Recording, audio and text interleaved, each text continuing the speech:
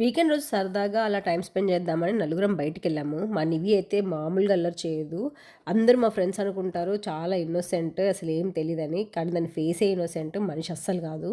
గయ్యాలి అనమాట. ఒకసారి చూడండి ఎంత అల్లరి చేస్తుందో.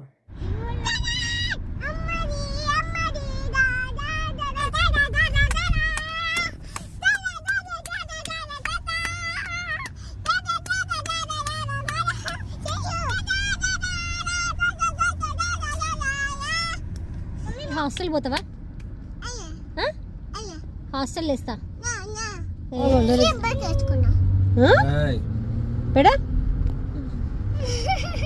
చంపా ఎవరికి?